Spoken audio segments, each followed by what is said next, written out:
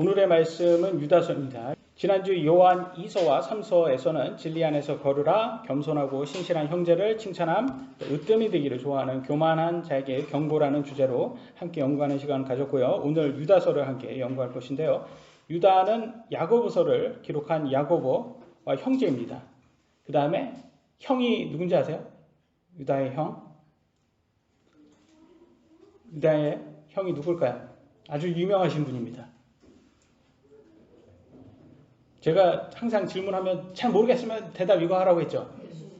예수님이 형입니다. 그래서 예수님의 동생들이에요. 야고보, 유다. 그래서 이름이 다 비슷한 유다도 여러 명 있고, 항상 뭐 시몬도 여러 명 있고 그래가지고 헷갈리는데, 그래서 여기 유다서를 기록한 유다는 예수님의 동생이다 이렇게만 생각하시면 됩니다. 그래서 어머니는 마리아죠. 아버지는 요셉이죠. 근데 예수님하고는 그러니까 이부 형제가 된 거예요. 이부 형제. 아버지는 다른. 왜냐면 예수님은 성령님으로 통해서 잉태했기 때문에 요셉의 친아들은 아닌 거죠. 그죠? 요셉의 친아들은 아니고 길러주신 분이고 마리아는 어머니고, 그러니까 어머니만 같은 그런 이부 형제입니다. 그래서 그것에 대한 내용이 마태복음에 나와 있습니다. 제가 읽겠습니다. 마태복음 1장 18절로 20절, 25절에 이렇게 나왔습니다. 이제 예수 그리스도의 태어나심은 이러하니라. 그분의 어머니 마리아가 요셉과 정혼하였을 때, 약혼이죠. 그들이 함께하기 전에 그녀가 성령님으로 말미암아 아이를 뵌 것이 드러나매, 그러니까 함께 하기 전이라는 것, 잠자리를 같이 하지 않았대요. 잠자리를 같이 않았는데 성령님을 통해서 아이를 뵌 거예요. 예수님을 뵌 거죠. 그때 그녀의 남편 요셉은 의로운 사람이므로 그녀를 공개적인 본보기로 삼기를 원치 아니하여 은밀히 그녀를 버리려고 마음먹었으나 지금 이후에 임신을 했어요. 잠자리를 하지 않았는데 약혼녀가 임신을 했어요. 이거 무슨 말이에요? 이거 바람 폈다라는 거잖아요. 이거예요. 그러니까 이때 당시에는 율법에 의해서 바람 핀 사람은, 가늠한 사람은, 뭐 음행이나 가늠한 사람은 어떻게 됩니까? 돌에 맞아서 죽습니다. 그러니까 이렇게 버려버리면 이게 사형이 당하는, 죽을 수밖에 없는 그런 여자가 된 거예요. 그런데 요셉 마음에는 좀 마음이 안 좋은 거예요. 그러니까 그냥 내가 조용히 그냥 나 혼자만 그냥 손해봤다 생각하고 끝내자. 그래서 조용히 버리려고 했었어요. 네, 20절. 그가 이 일들을 생각할 때 보라, 주의 천사가 꿈에 그에게 나타나 이르되 너 다윗의 자손 요셉아, 내 아내 마리아 취하는 것을 두려워하지 말라. 마리아하고 결혼하는 것을 두려워하지 말랍니다. 그녀 안에 수태된 그것은 성령님으로 말미암았느니라. 그러니까 다른 남자하고 이렇게 간음을 해서 지금 아기를 뵌 게 아니라 성령님을 통해서 아기를 뵌 거기 때문에 이 결혼해도 된다라는 거예요. 25절. 그녀가 그녀의 맏아들을 낳을 때까지 그녀를 알지 아니하다가 낳음에 그의 이름을 예수라 하니라. 그래서 예수님 낳기 전까지는 합방을 하지 않았다는 것을 알 수 있고요. 그래서 예수님은 그러니까 남자에 의해서, 인간 남자에 의해서 이렇게 나오신 게 아니라 성령님으로 통해서 나왔다는 거예요. 그래서 근데 사람의 눈에는 그 모르잖아요. 사람의 이게 지금 천사를 통해서 요셉은 아는데, 근데 다른 사람들, 특히 종교 지도자들은 그래가지고 예수님을 어떻게 생각했겠습니까? 간음에 의해서 나온 자식이라고 좀 그렇게 생각을 했었습니다. 그래서 이제 또 동생이 나오죠. 마태복음 13장 55절에 이렇게 나왔습니다. 이 사람은 목수의 아들이 아니냐. 요셉이 목수였고 또 예수님도 목수직을 이어갔는데 예수님을 두고 얘기하는 겁니다. 그의 어머니는 마리아라 하지 아니하느냐 그러면서 동생이 나옵니다. 그의 동생은 야고보와 요새와 시몬과 유다라 하지 아니하느냐. 그래서 여기에서 나온 유다가 이 유다서를 기록한 유다라는 것을 알 수 있고, 여기 또 시몬 나오잖아요. 요거 시몬 베드로, 그 시몬 아니에요. 다른 시몬이고. 그러니까 사람이 이름이 너무 많이, 비슷한 이름이 너무 많이 나오잖아요. 그래서 참 어렵다. 어떤 사람이 어떤 사람인지 그냥 우리가 연구하지 않으면 성경은 어렵다. 그래서 외국에 나가면 저기 존 그러면 다 존이고, 마이클 하면 다 마이클이고, 제임스 그러면 다 많고, 또 우리나라에서는 김씨 그러면 다 쳐다봅니다. 공항에서 김씨 그러면 다 보죠. 김씨가. 그래서 미국 사람들은 좀 되게 신기해합니다. 근데 미국에도 이름이 김인 사람이 있어요. 킴벌리. 그래서 킴이라고 합니다. 리도 있어요, 리도. 근데 거기는 first name이죠. 한번 TMI로 한번 얘기해 봤습니다. 이때 예수님이 예수님이 사역을 했을 때 동생들은 예수님을 구원자로 믿었을까요? 믿지 않았을까요? 믿지 않았다고 합니다. 의심을 했다고 해요. 그래서 지금 그 장면이 나옵니다. 의심하는 장면이 요한복음 7장 3절로 5절에 이렇게 나왔습니다. 그분의 형제들이 이렇게 동생들인 거예요. 그분께 이르되 여기를 떠나 유대로 들어가 당신이 행하는 일을 당신의 제자들도 보게 하소서. 여기 당신이라고 하니까 너무 이렇게 좀 약간 우리 정서에는 안 맞아요. 그러니까 영어로는 you라고 나와서 이렇게 당신이라고 해석된 거지, 우리 식으로 말하면 형이라고 해석하면 돼요. 형이 행하는 일, 형이 하고자 하는 일 다른 사람한테도 보이고 제자들한테 좀 보여야지 잘 알려줄 거 아니야, 유명할 거 아니야 라면서 얘기하는 거예요. 은밀히 일하는 일을 행하면서 드러나게 알려지기를 스스로 바라는 사람은 없나니 당신이 이것들을 행하시거든 당신 자신을 세상에 나타내소서 하니 이는 그분의 형제들도 그분을 믿지 아니하였기 때문이더라 라고 나와 있어요. 그러니까 좀 형한테 그러는 거예요. 형 그렇게 유명해지고 싶으면 좀 다른 사람들 앞에서 좀 형 능력을 보여줘봐 라고 하는데, 지금 이게 형을 생각해서 하는 소리가 아니라 좀 약간 비꼬면서 하는 소리였던 거죠. 왜냐면 불신에 차서 한 소리니까. 그래서 안 믿었구나. 그랬는데 이제 이런 것들을 보면 잘 알 수 있는 게 예수님의 말씀도 이렇게 나와 있습니다. 요한복음 4장 44절에 이는 예수님께서 친히 증언하시기를 대언자가 자기 고향에서 아무 존경도 받지 못하느니라 하셨기 때문이다 라고 했죠. 그래서 고향 사람들 형제들 다 예수님을 잘 믿지 않았다고 하는 것을 알 수가 있어요. 그래서 사실 더 잘 알면, 그 사람은 더 잘 알면 인간에 대해서 누구기 때문에 더 안 믿는 경향도 있는 것 같습니다.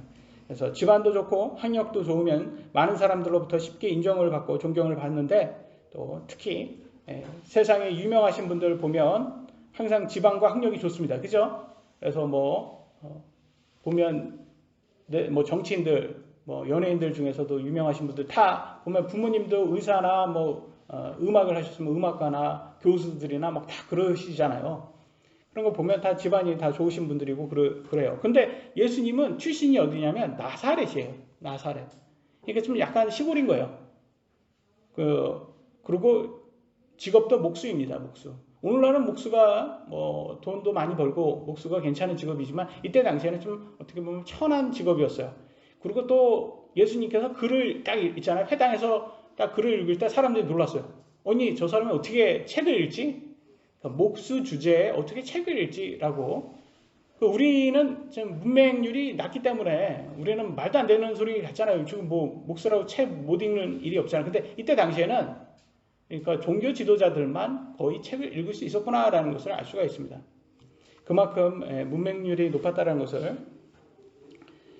그래서 인정받는, 누구도 예수님을 인정하는 그런 분위기가 아니었어요. 사실 구약에서는 그리스도가 메시아가 어디에서 나온다고 예언되어 있죠? 베들레헴이라고 나와 있죠. 베들레헴. 그렇기 때문에 예수님은 베들레헴에서 났어요. 실제로. 나왔지만 이렇게 사신 곳이 나사렛이었기 때문에 많은 사람들은 이제 예수님의 태어난 곳은 베들레헴인지 모르고 나사렛이라고 생각하고 무슨 나사렛에서 메시아가 나오겠냐 하면서 갈릴리에서 나오겠냐 하면서 의심하는 구절이 나옵니다. 그래서 요한복음 1장 46절에 나사렛에서 무슨 선한 것이 날 수 있느냐 지금 이런 말을 하죠. 그래서 요한복음 7장 41절에 그리스도께서 갈릴리에서 나오시겠느냐, 말도 안 된다 그런 거야. 지금 이 갈릴리가 조금 더 큰데요. 그러니까 갈릴리도 나사렛이라고 해석하시면 조금 더 이해가 쉽지 않을까 싶습니다. 그래서 지금 여기에서 보면 유다도 아니고 예루살렘도 아니고 베들레헴도 아니고 좀 어떻게 보면 수도 대도시의 입장에서는 그죠, 시골이라고 하는 거예요. 근데 오늘날 은어로는 득보잡이라고 하죠. 득보잡. 들어보지도 못한 사람이라는 거죠. 잘 유명하지 않은 거예요. 그러니까 메시아는 베들레헴에서 나와야지 되는데 예언을 그렇게 돼 있는데 무슨 나사렛 같은 갈릴리 나사렛 같은 어떻게 총구석에서 나올 수 있냐, 말도 안 된다. 그러니까 사람들도 믿지 않고 심지어 동생까지도 예수님을 믿지 않았습니다. 근데 계기가 있었어요. 희영이가 핸드폰을 보면서 머리를 다듬는 계기가 어떤 계기였는지 모르겠지만 딱 걸렸어요. 목사님한테. 여기 앞에 딱 서 있으면 다 보입니다. 희영이. 항상 희영이가 이렇게 목사님한테 이렇게 하는 거는 목사님이 희영이를 예뻐하기 때문에 그래요. 이거 쓴뿌리 가지면 안 돼요. 또 목사님이 자꾸 창피하게 왜 자꾸 하냐. 그래서 목사님의 입장에서는 나쁘지 않습니다. 괜찮습니다. 신실이 오는 것만으로도 감사를 합니다. 예수님께서 부활하신 이후에 제자들도 또 특히 동생들까지도 예수님이 그리스도 메시아 그리스도시구나라는 것을 믿기 시작했다고 합니다. 그러니까 사실 오늘날도 사이비 종교들 중에서 자기를 그리스도다, 메시아다 그런 사람들 많거든요. 교주들이 다 그래요. 자기가 결국 하나님이다 이 뜻이에요. 자기가 메시아다. 그러면서 다 죽었어요. 그렇게 얘기해놓고 다 죽었어요. 그러니까 하나님의 교회나 그런 거는 이제 자기 부인이었던 사람, 그 교주의 부인이었던 사람이 하나님이 여자는 왜 하면 안 되냐 그러면서 여자가 하나님 역할을 하고 있습니다. 그래서 그런 식으로 이렇게 그 다음에 이제 지금 신천지에서 그 교주 이만희도 제가 보기에는 얼마 가지 않아서 죽지 않을까, 나이가 많이 찼으니까. 그럼 죽으면 또 다음 주자가 있겠죠. 그런데 이렇게 인간은 죽을 수밖에 없어요. 기적적으로 살아났다 하더라도 다시 죽잖아요. 결과적으로는. 그런 거 말고 완전히 부활한 거는 없다. 첫 번째 부활하신 분은 예수님이시고 죽음을 이기신 분. 그러니까 죽음을 이겼다라는 그 자체가 증거가 되는 거예요. 내가 인간이 아니라 신이다라는 증거예요. 그러니까 교주들도 만약에 자기가 신이다라고 하려면 죽음을 이기고 부활해야 되는 거예요. 근데 그렇게 인간이 그럴 수는 없죠. 그래서 예수님의 부활을 본 동생들까지도 예수님이 메시아 그리스도가 맞구나라고 믿고 유다서를 또 이제 특히 유다는 유다서를 AD 67년경에 기록을 했다고 나와 있습니다. 유다서의 내용은 이때 당시에도 배도가 많았다고 합니다. 믿음을 버리고 다른 우상 숭배를 한다던가, 그래서 믿음을 버리고 세상으로 돌아가는 그런 배도자들에게 이 지금 많은 시대이기 때문에 끝까지 믿음을 지켜라. 그래야지 구원받고 그런 구원의 성도가 된다라는 주제였고, 성도들이 타락하지 않고 하나님 앞에 흠없이 서야 한다. 그런 목적을 두고 있다고 합니다. 그러니까 오늘날 지금 많은 사람들이 좋아하는 구원파 교리라든지 이렇게 마음대로 살아도 된다, 내가 위로만 받으면 된다, 이런 식으로, 이런 것과 성경과는 많은 차이가 있다는 것을 알 수가 있습니다. 그래서 경건치 않는 자들이 크리스천들의 자유를 남용한다는 그런 내용이 담겨져 있습니다. 그 말은 오늘날 구원파 교리와 같지 않습니까? 막 남용하잖아요. 심지어 예수님을 부인하고 마음대로 죄를 지었다고 합니다. 근데 성경에서는 이런 사람들을 거짓 교사라, 유다서는 이들이 거짓 교사다라고 말을 하고 있습니다. 그래서 우리는 구분을 할 수 있어야 돼요. 유다서 1장 1절로 2절, 예수 그리스도의 종이요 야고보의 형제인 유다는 하나님 아버지에 의해 거룩히 구별되고 예수 그리스도 안에서 보존되며 부르심을 받은 자들에게 편지하노니 긍휼과 평강과 사랑이 너희에게 더욱 많이 있기를 원하노라. 그래서 인사를 이렇게 시작을 하고요. 첫 번째 주제입니다. 믿음을 위해 싸우라. 유다서 1장 3절로 4절입니다. 사랑하는 자들아, 공통의 구원에 관하여 내가 너희에게 쓰려고 모든 열심을 내던 차에, 공통의 구원, 여러분 구원 받는 방법은 딱 하나밖에 없어요. 공통적이에요. 뭡니까? 예수님을 구원자로 믿는 예수님의 그리스도의 복음밖에 없습니다. 단 한 번 전달된 믿음을 위해 너희가 힘써 싸우라고 너희에게 써서 권면할 필요가 느꼈노니 이는 알지 못하는 가운데 기어들어온 어떤 자들이 있기 때문이라. 이 어떤 사람, 슬그머니 교회 안에 들어오는 가라지들이 있답니다. 이교도 이단 교리를 가지고 이런 사람들이 뭐라고 하겠습니까? 그냥 예수님만 믿는다라는 이 복음 외에 다른 것을 가져왔겠죠.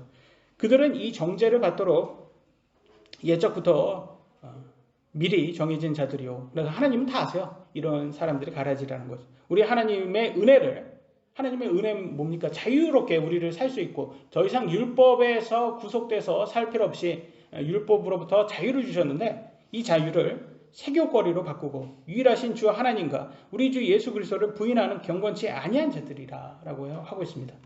여러분, 예수님을 믿습니다라고 하는 거하고 예수님 말씀대로 사는 거하고는 이게 확연하게 드러나는 것 같아요. 아니, 믿는다고 말은 하는데 예수님 말씀대로 살지는 않는다라는 것이 부인하는 거예요. 그게 그렇지 않습니까? 여러분, 자녀들도 그러지 않습니까? 야, 너는 엄마 말대로 살지 않으면서 왜 엄마 말대로 했다고 그러냐? 엄마 말을 믿는다고 말하냐? 엄마가 해주는 그 조언을 믿는다면 엄마 말대로 좋은 대로 해야 되지 않겠냐라고 하지 않겠습니까, 여러분? 그러니까 그 사람을 믿는다라는 것은 그 사람의 말을 믿는다라는 거죠. 그러니까 말씀대로 살아야 되는데. 그런데 이 사람들은 세교거리를 바꾸고 자기 육신적인 쾌락을 즐기겠다고 합니다. 우리의 육신은 음탕하고 선정적인 것을 좋아합니다. 그래서 자동차를 선전할 때를 가보면 자동차 신차가 나왔습니다. 그럼 차를 보여줘야 되잖아요. 근데 그 옆에 꼭 이쁜 여자들이 그 키도 크고 몸매도 좋고 이쁜 여자들이 날씨도 추운데 그 짧은 옷을 입고 와서 옆에 꼭 서 있더라고요. 그죠? 우진이 왜 그래? 한 번도 본 적이 없는 것처럼 기사 같은 데 안 봤어? 자동차 옆에 꼭 옆에 있는 누나 못 봤어? 한 번도 못 본 것처럼 레이싱걸이라고 하잖아요. 레이싱걸. 그 이쁜 여자들이, 이쁜 누나들이 그 수영장에서 입어야 되는 옷을 거기에서 입고 오셔가지고 날씨도 추운데 고생 많이 하시잖아요. 거기에서. 근데 왜 그런 것을 하겠습니까? 그게 많은 남성들의 주목을 끌기 위해서는 그것만큼 좋은 게 없다라는 거예요. 그러니까 그 말은 뭐겠습니까? 우리 이 육신이 그런 것을 좋아하니까 그걸 이용해서 그걸로 사업을 하시는 거죠. 그래서 남녀를 떠나서 쾌락을 좋아하지 않는 사람이 과연 있을까요? 그래서 이런 육신에게 너 원하는 것을 다 해줘도 된다라는, 야, 너 육신이 원하는 거 다 해. 그래도 괜찮아. 그래도 천국 가. 이런 식으로 말하는 것은 마치 이브에게 사탄이, 마귀가 가서 자, 선악과 먹어도 너 안 죽어 하는 말과 뭐가 틀리겠습니까, 여러분? 한번 생각을 한번 해보세요. 마귀가 선악과 먹어도 안 죽는다고 했을 때 이브가 먹었어요. 근데 바로 죽지 않았어요. 그러니까 아담도 같이 먹었습니다. 바로 죽지 않았어요. 그러니까 그들도 아마 그랬을 거예요. 정말 마귀 말이 맞네. 바로 죽지 않네. 라고 생각했을 것입니다. 그런데 결과적으로는 그로 인해서 영원한 죽음을 갖게 되었습니다. 맞지 않습니까? 선악과 먹으면 하나님 말씀이 그대로 되는 거예요. 바로 죽지는 않았지만 그로 인해서 육신의 죽음이 생기게 된 거죠. 그래서 우리까지 죽게 된 겁니다. 그래서 많은 사람들이 자꾸 그런 식으로 생각을 하고 자꾸 그런 마귀와 같은 그런 식으로 사람들을 그렇게 세교거리로 만드는 경우가 많습니다. 이런 사람들이 주로 하는 것이 특히 질서 있게 유지를 하기 위해서 만든 법들을 마치 사람을 구속하고 억압하는 부정적인 이미지로 만들어서 결혼은 미친 짓이다. 동거를 해라. 마음껏 원나잇 즐겨라. 그리고 마치 술이나 마약이나 그런 거로 인해서 쾌락을 즐기는 게 진정한 자유인 것처럼 합리화하고 있습니다. 그런 세교거리에 빠진 자들이 많다라는 거예요. 그런데 크리스찬이라고 하는 사람들은 거기에서부터 우리가 이제 그런 것을 빠지지 말아야 된다는 것을 우리가 들어야 된다고 성경은 말합니다. 근데 교회라고 해서 다 우리가 크리스찬이라고 볼 수 없어요. 교회에 온다는 이유로 다 크리스찬이 될 수가 없습니다. 왜냐하면 교회 안에도 가라지들이 많이 있다고 말합니다. 그래서 특히 이 가라지들이 이단 교리를 갖고 오는 거죠. 그래서 마태복음 13장이네요. 25절, 39절, 40절에 이렇게 나왔습니다. 그러나 사람들이 잠든 사이에 그 원수가 마귀죠. 와서 곡식 가운데 가라지를 뿌리고 믿지 않는 자들이죠. 마귀의 자식들 자기 길로 가매 교회에게도 가라지를 뿌렸답니다. 가라지를 뿌린 원수는 마귀요 수확할 때는 세상의 끝이요 거두는 자들은 천사들이니 그런즉 가라지를 모아 불에 태우는 것 같이 이 세상 끝에도 그러하리라. 그래서 지금 당장 죽지 않는다고 가라지로 사는 것이 지금 당장 죽지 않는다고 천국 간다고 그렇게 맹신을 하지만 결국은 그들의 운명은 지옥불에 들어간다고 분명히 말해주고 있습니다. 참 이게 무서운 거예요. 이게 무서운 경고인데 이걸 들어야 됩니다. 그래서 두 번째 주제는 과거와 미래의 배도자들이라고 나왔습니다. 그래서 과거도 그렇고 미래에도 그렇고 이런 배도자들이 많이 생긴다고 합니다. 유다서 1장 5절로 7절입니다. 그러므로 비록 너희가 전에 이것을 알았을지라도 내가 너희로 하여금 기억하게 하려 하노라. 곧 주께서 백성을 이집트 땅에서 구원하시고 그 뒤에 믿지 않는 자들을 멸하셨으며 그러니까 지금 이집트에서 나온 사람들 중에서도 믿지 않는 사람들은 하나님께서 멸하셨죠. 또 자기들의 처음 신분을 지키지 아니하고 자기들의 처소를 떠난 천사들을 큰 날의 심판때까지 영존하는 사슬로 묶어 어둠 밑에 예비해 두셨는데 여기에서는 이게 천사를 얘기하는데 어떤 천사입니까? 타락천사죠. 타락천사들은 죽을 수가 없어요. 그렇잖아요. 천사는 인간은 육신이 있기 때문에 죽을 수 있지만 천사는 영이기 때문에 죽을 수가 없잖아요. 그래서 이들을 다 나중에 불옷에 던지기 위해서 지금은 사슬에 묶여져 있다고 합니다. 7절에 보면 이것은 소돔과 고모라와 그것들의 주변 도시들 같이 방식으로 자기를 음행에 내주고 음행을 했답니다. 낯선 육체를 따라가다가 낯선 육체를 뭘로 해석을 할지는 정확히 알 수 없지만 저는 뭐 이건 무슨 동성애라고도 볼 수 있고 그 모르는 사람과의 그런 동침일 수도 있고 알 수는 없지만 그래서 이런 특히 소돔과 고모라는 동성애로 유명한 곳이었기 때문에 그런 것으로 볼 수가 있습니다. 영원한 불로 보복을 당하여 본보기가 된 것 같으니라라고 했습니다.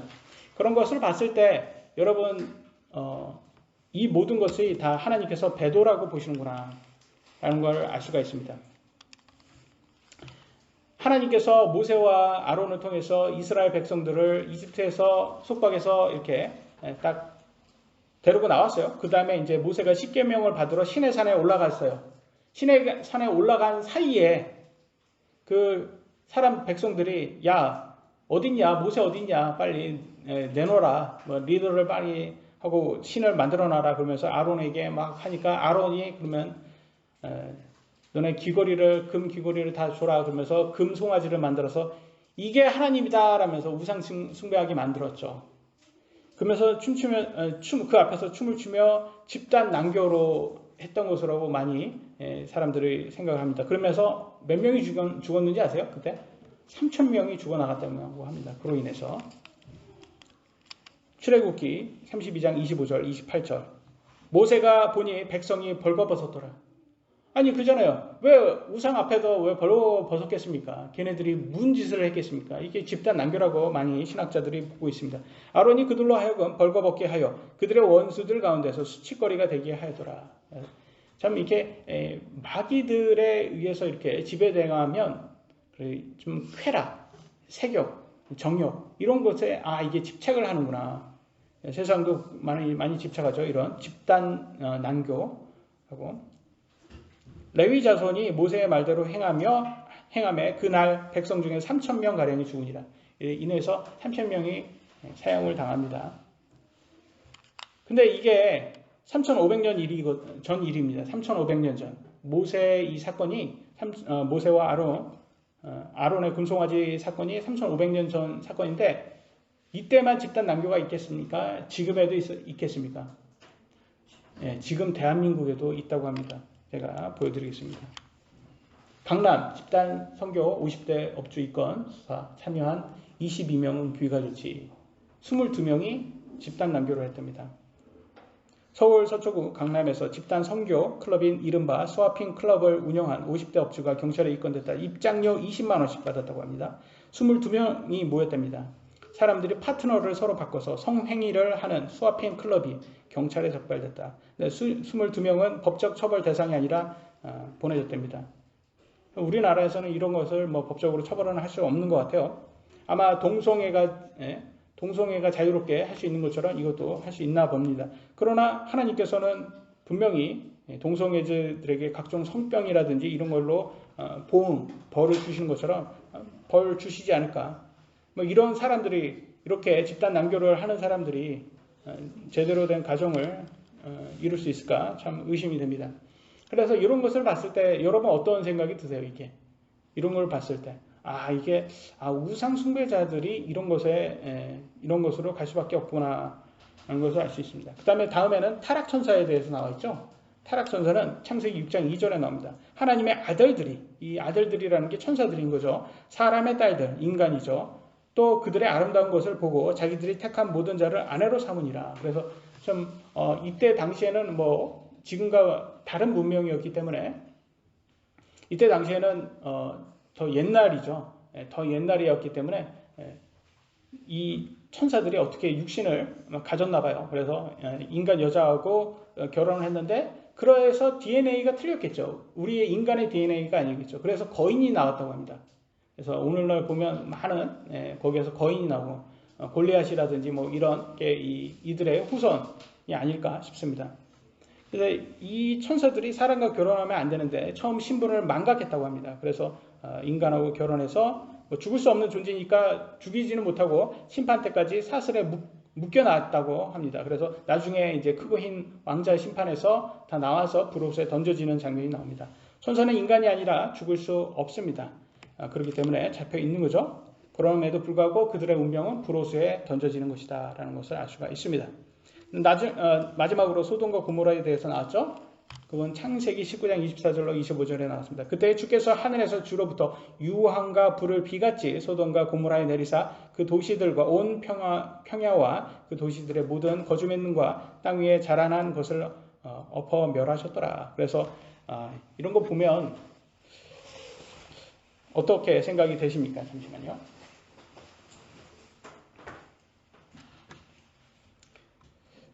이때 당시에는 이렇게 지역적으로만 동성애라든지 이런 게 있었던 것 같아요. 그러니까 하나님께서 부분적으로 도려낸 거죠.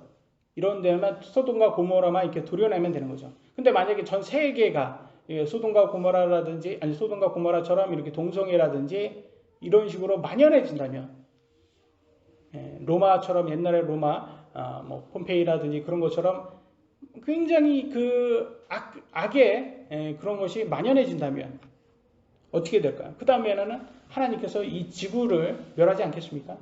지구 전체를 심판하지 않겠습니까? 불에 지구가 다 탄다고 하잖아요. 그 심판이 오지 않겠습니까? 그래서 항상 지금 본보기로 지금 준 거지 이 소돔과 고모라가 끝이 아니라는 거예요. 이게 처음 본보기로 준 거지. 그래서 정말 끝은 지구도 불에 타는 심판이 있다라는 거예요. 그래서 조심해야 된다. 그래서 사실 심판은 누가 하십니까? 심판은 하나님이에요. 천사도 심판을 할 자격이 없습니다. 심지어 천사장도 심판을 하지 않는다고 합니다. 천사장에도 심판할 권한이 주지 않았어요. 하나님께서 하시고 하나님께서 그 심판의 권한을 지금은 예수님께 다 주셨다고 합니다.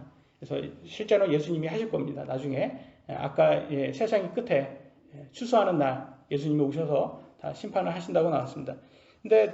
그런데 이 마귀 사탄에 대해서 그런 그들을 숭배하는 자들은 욕설도 잘하고 이렇게 비난도 잘하고 심지어 이들이 잘하는 것들이 그렇게 만들면 자기가 심판자가 되는 거예요.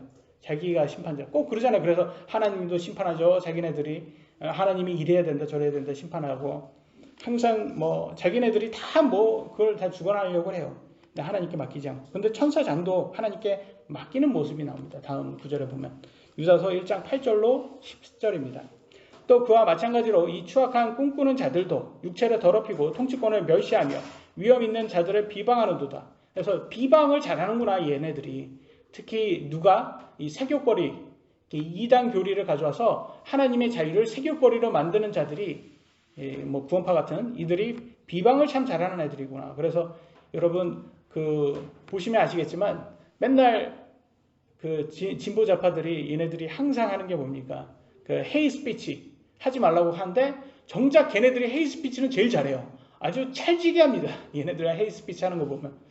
뭐 그러면서 유튜브 같은 데 보면 베지테리언 나오잖아요. 베지테리언 나오면서 뭐 너네들 저기 육식하는 사람들에게 육식하는 것은 뭐 굉장히 막 아주 인간 쓰레기라는 것으로 헤이 스피치를 하더라고요. 그런 거 보면 야 얘네들은 무슨 헤이 스피치를 지네들 그냥 저기 베지테리언 하는 거는 뭐 우리가 뭐라고 하지도 않는데도 우리한테 와가지고 막 그렇게 헤이 스피치를 하더라고요.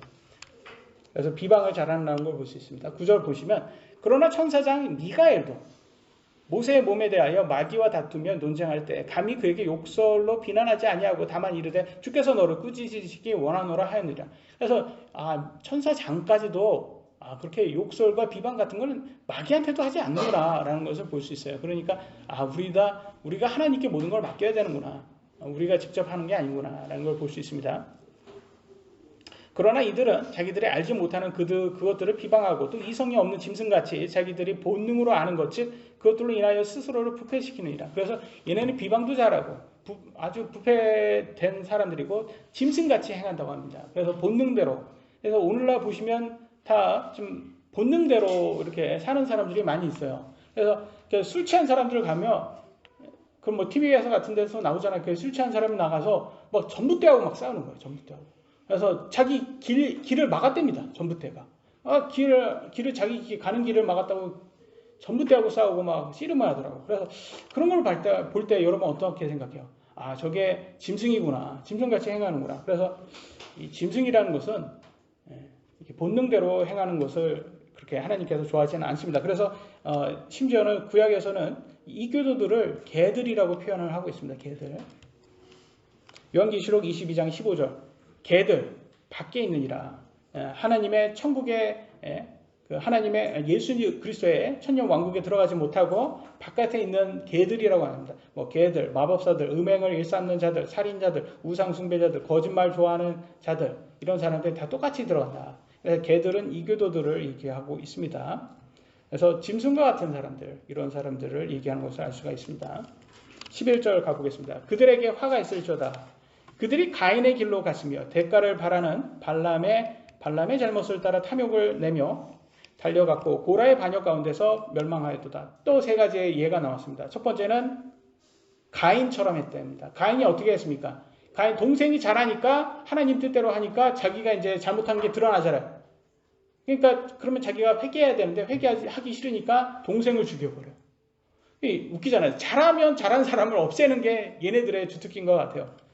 그리고 발람은 어땠습니까? 발람은 하나님께서 가지 말라고 그렇게 했는데도 끝까지 계속 기도합니다. 그래서 천사를 보내가지고 말 못하는 나귀를 말하게 해가지고 이렇게 못 가게 했는데도 그걸 끝까지 가요. 왜냐면 얘는 탐욕에서 그러니까 좀 물질의 눈이 먼 사람을 얘기하는 것을 알 수 있어요. 그래서 하나님을 반역하는 하나님 뜻과 반대하는 사람들이겠죠. 고라의 반역은 뭘까요? 하나님께서 모세에게 권위를 주시고 모세를 리더로 세우셨어요. 그럼 거기에 순종해야 되는데 자꾸 고라가 나는 하지 말라는 법이 있어? 하나님께서 나는 안 세워주겠어? 라면서 모세를 대적을 했습니다. 그런 거 봤을 때 여러분 이거 좀 조심해야 되는 거예요. 하나님께서 세운 사람들을 이렇게 반대하는 사람들, 악한 사람들, 그런 사람들이 있습니다. 그리고 저는 그런 사람들 보면 본인은 그러면 잘하냐라고 막 하면서 근데 이런 사람들이 대체적으로 술, 담배를 다 하더라고요.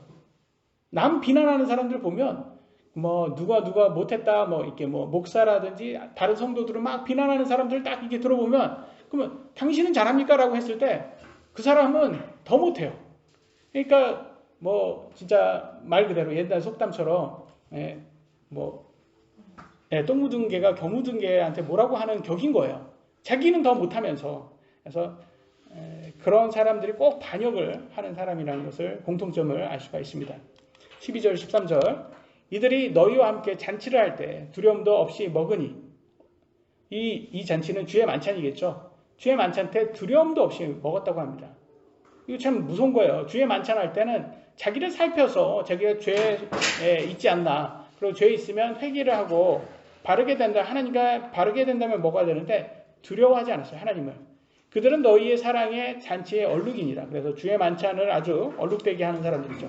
그들은 바람에 밀려다니는 물 없는 구름이요, 열매가 시들고 열매가 없으며, 가라지니까 열매가 없겠죠. 2번 죽어 뿌리채 뽑힌 나무요. 그래서 그들은 참 쓸모없는 것이라는 걸 알 수 있습니다. 자기의 수치의 거품을 뿜어내는 바다의 성난 물결이요 떠돌아다니는 별들이니 그들을 위해 캄캄한 어둠이 영원토록 예비되어 있느니라. 그래서 이들의 운명에 대해서, 이거는 다 비유입니다. 이런 비유, 하나님께서 그렇게 그들을 보신다라는 거예요. 마귀의 자식들은 열매가 없는 가라지다. 그래서 주의 만찬을 자신을 살펴 회개하지도 않고 두려움 없이 만찬에 살펴서 어떻게 됩니까? 병이 들거나 죽기까지 한다고 합니다. 그래서 이거 조심해야 하라는 거예요. 고린도전서 11장 28절로 30절. 오직 사람이 자기를 살피고, 이게 주의 만찬할 때의 그겁니다. 그 뒤에 그 빵을 먹고 그 잔을 마시니라. 신이 합당하지 않게 먹고 마시는 자는 주의 몸을 분별하지 못하고 자기를 위하여 정죄를 먹고 마시느니라. 이런 까닭에 너희 가운데 약한 자와 병든 자가 많고 잠자는 자도 많도다. 이 잠잔다는 건 죽었다라는 뜻입니다. 그러니까 이 성도들 중에서도 주의 만찬할 때 항상 하나님께 회개하고 바르게 된 다음에 주의 만찬을 해야지, 겁 없이 이렇게 막 날 이렇게 해도 돼 하는 사람들, 이런 사람들, 비웃는 사람들이, 이런 사람들은 가라지들이 이렇게 하나님의 말씀을 비웃는구나라는 것을 알 수가 있습니다. 14절로 15절입니다. 아담으로부터 7째 사람인 에녹도 이들에 관해 대언하여 이르되, 보라, 주께서 자신의 수많은 성도와 함께 오시나니 이것은 모든 사람에게 심판을 집행하사 그들 가운데 경건치 아니한 모든 자들이 경건치 아니하게 범한 모든 경건치 아니한 행위와 또 경건치 아니한 죄인들이 그분을 대적하여 말한 모든 거친 발언에 대하여 그들을 정죄하려 하심이라 하였느니라 라고 하고 있어요. 6,000년 지구 역사상 육신의 죽음 없이 천국에 간 사람 딱 2사람 있죠? 누굽니까? 그죠? 에녹하고 엘리야입니다. 딱 2사람밖에 없어요. 근데 그 중에서 에녹이, 그러니까 하나님하고 하면서 동행하면서 많은 것을 알았겠죠. 물론 성경에 기록되어 있지는 않지만, 근데 여기에 기록되어 있네요. 여기에 기록에 의하면 예수님께서 오실 때 경건치 않은 사람의 행위에 따라서, 그들의 말한 거친 발언에 따라서 다 심판하신다고 했어요. 그러니까 지금 오늘날 막 그런 사람도 있어요. 막 하나님을 두려워하지 않고 마음대로 막 얘기하고 욕하고 막 그런 사람.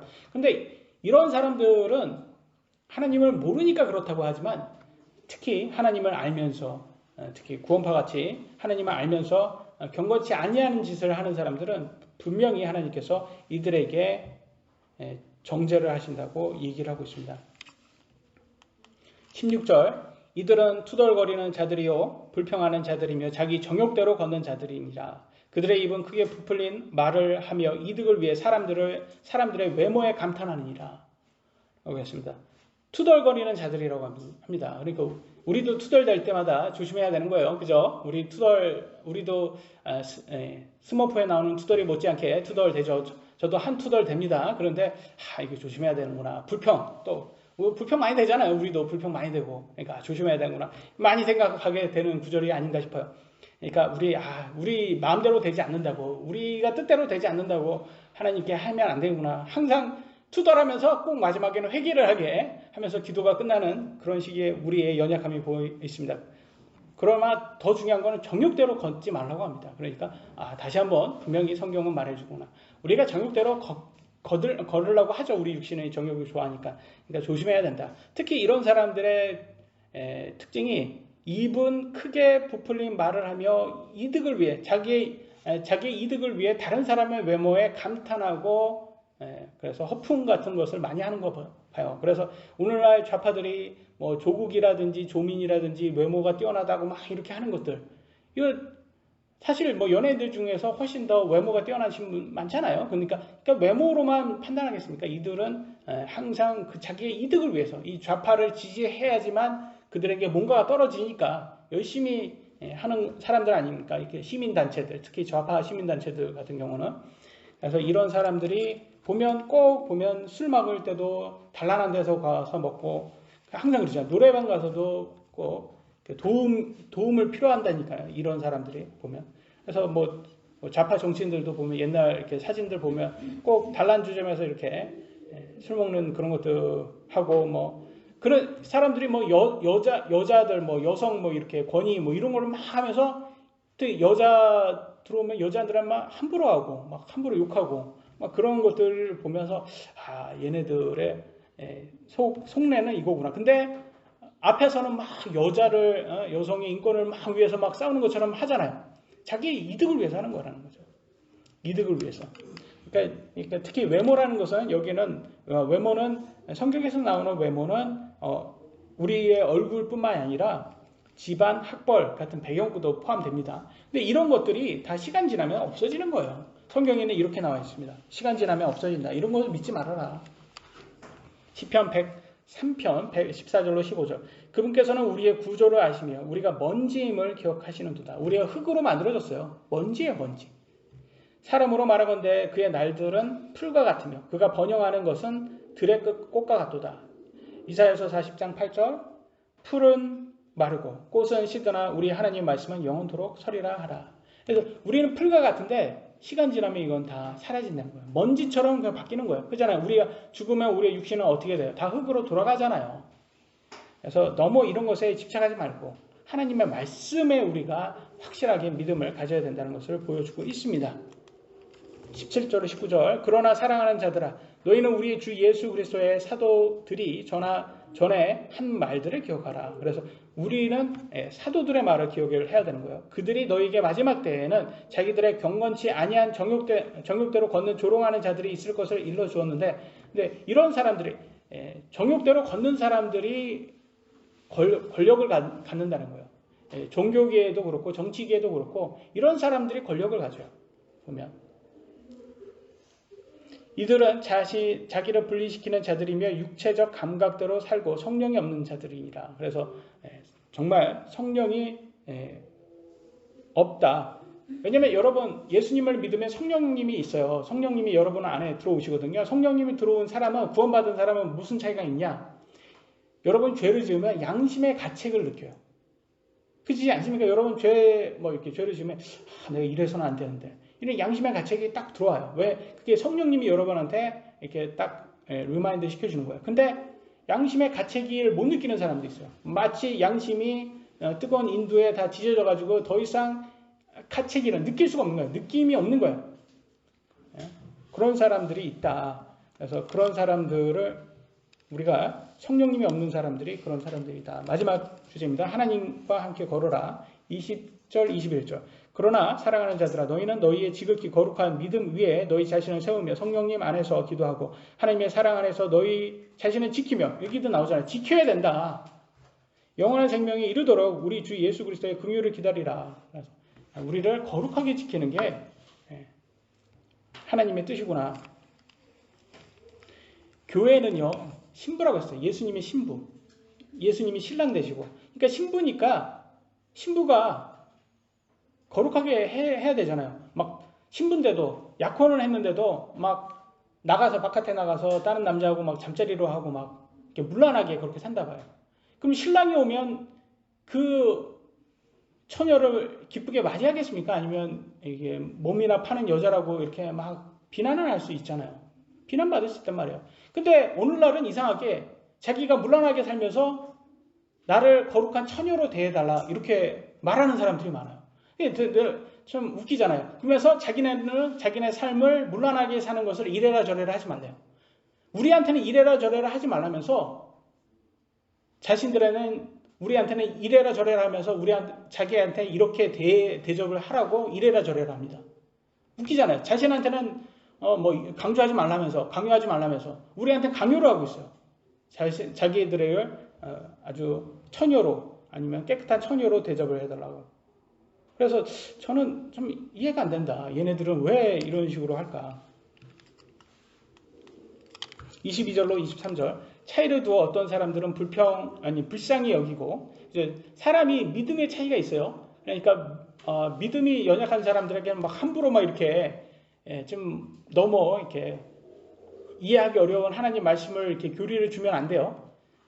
그래서 주로 저희 설교를 들으신 분들이 좀 지금 설교는 좀 약간 이게 좀 소화하기 어려운 그런 것에 말씀에 가깝고, 처음 이렇게 구원을 아직 받지 않으신 분이나 받아야 첫 때 구원 받으신 분들에게는 좀 소화하기 어려운 내용일 수도 있습니다.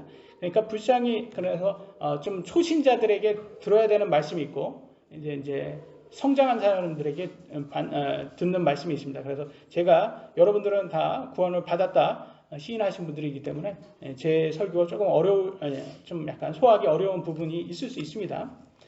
그런 차이를 둬야 된다고 합니다. 23절. 또 다른 사람들은 불에 끄집어내어 두려움을 가지고 구원하되 육체로 더러워진 옷조차도 미워하라. 제 설교는 이쪽에 좀 더 가깝죠. 그래서 여러분이 이렇게 들으시면서 이렇게 칭의 구원과 성화 구원, 제 설교는 성화 구원을 많이 이렇게 강조하는 거기 때문에 이쪽에 좀 가깝습니다. 그러나 칭의 구원, 아직 칭의 구원을 받지 못하신 분이라 칭의 구원을 바른 분들에게는 그거에 합당한 설교가 있습니다. 하나님께서는 그래서 사람에 따라서 다르게 이렇게 해주세요. 예수님께서는 세리와 죄인들에게는 친절하게 대하셨어요. 친절하게 막 대하셨고, 종교 지도자, 바리새인들, 수제사장들에게는, 서기관들에게는 막 독소를 하셨어요. 그들한테. 이게 누구에게 딱 보면 이게는 예수님이 지금 오늘날 세상은 막 예수님이 항상 막 사랑이다 사랑이다 이렇게 하는데, 사실은 예수님은 바리새인들에게는 독설가예요. 독설가. 굉장히 무섭게 얘기를 했어요. 그러니까 예수님도 사람에 따라서 다르게 대하셨구나라는 것을 볼 수 있다라는 거죠. 그래서 이게 세리와 죄인들은 사실은 믿음이 좀 하나님의 말씀을 잘 모르잖아요. 이런 사람들에게는 그래서 좀 약간 친절하게 대하셨다는 걸 볼 수 있습니다. 근데 예수님도 세리를 그렇게 좋게 평가하지는 않으셨어요. 어떤 구절을 보면 세리를 아주 나쁘게 평가한 구절도 있습니다. 실제로 마태복음 18장 17절 교회에게 얘기합니다. 만일 그가 그들의 말을 듣기를 무시하거든 교회에게 그것을 말하되 그가 교회의 말 듣기를 무시하거든 너는 그를 이교도나 세리같이 여기라 라고 말합니다. 교회 성도인데 교회의 말을 듣지 않으면 그걸 내쫓고 더 이상 믿지 않는 사람처럼 대하랍니다. 교회가 형제로 대하지 말라는 거예요. 근데 그거를 세리라고 평하고 있어요. 그럼 예수님께서 세리를 좋게 부정적으로 얘기한 거죠. 세리가 어떤 사람인지는 아시죠, 여러분? 텍스 컬렉터라고 해서 그래서 자기 형제들한테 세금을 더 많이 받아서 로마에 갖다 바치는 거예요. 오늘날로 우리나라식으로 말하면 일본 앞잡이에요.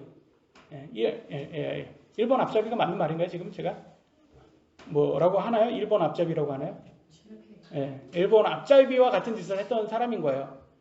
세리가. 그러니까 유대인들은 되게 싫어하죠. 그러니까 그런 식인 거예요. 그런 식의 저하고 오히려 더 같은 형제를 등쳐먹는 사람. 오늘날 사기꾼들 많잖아요. 우리나라가 주특기가 그거 아닙니까? 노트북은 안 갖고 가는데 자전거는 갖고 가는 그런 우리나라 아닙니까? CCTV 양심인데 분명히 CCTV 양심인데 K 양심이라고 자화자찬하고 그 CCTV지 그게 어떻게?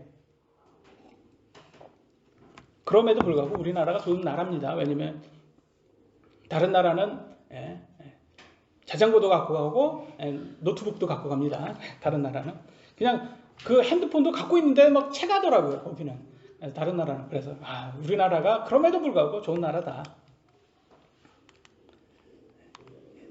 넘어가겠습니다. 예수님께서는 분명히 얘기하신 게 용서해 주시고 더 이상 죄 짓지 말라고 강조하십니다.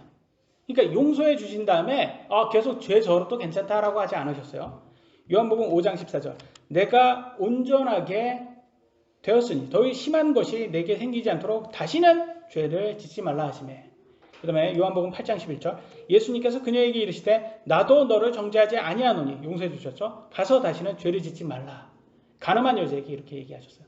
근데 가늠한 여자가 가가지고 세상으로 다시 가서 나 예수님이 나 용서해 줬어. 나 가늠했는데 예수님 나 살려줬어.